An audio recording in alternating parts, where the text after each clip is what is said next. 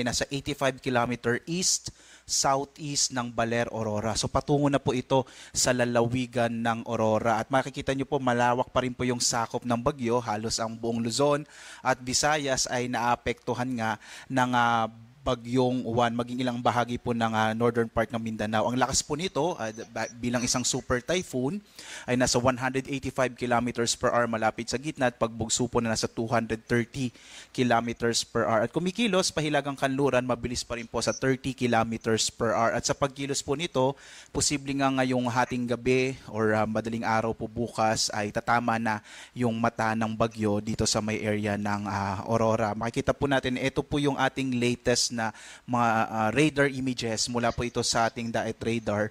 Makikita po ninyo, ito po yung sentro ng bagyo. Malawak din po itong sentro ng bagyo.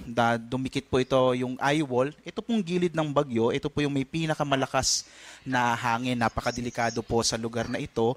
At inaasahan nga natin na tatama po ito dito sa may bahagi ng Aurora. At narito yung ating latest track ng bagyong Uwan. Makikita po natin kumilos po malapit dito sa may Polillo Islands. So nakalampas na po ng Polillo Islands yung gilid ng bagyong Uwan at patungo na nga dito sa may bahagi ng central portion ng Aurora. Posible pong Baler or Kasiguran yung tatamaan po ng bagyo. So either po dun sa lugar na iyon, may posibilidad pa rin na medyo tumaas pa ng konti ang bagyo, mag-north pa to, pero napakalita po ng posibilidad na umabot pa siya ng Isabela. Kaya itong area na ng Aurora ang posibleng maging landfall po, yung unang magiging landfall ng bagyo, either tonight po or bukas ng madaling araw.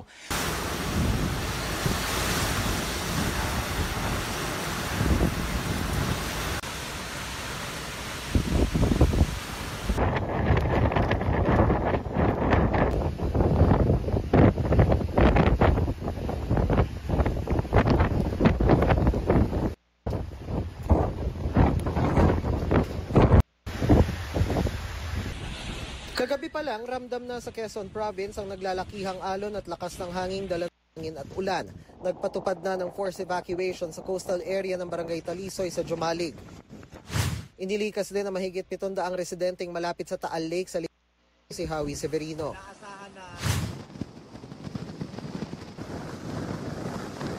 Sa Dagupan, Pangasinan, wala nang nangahas na pumasyal sa Tondaligan Beach dahil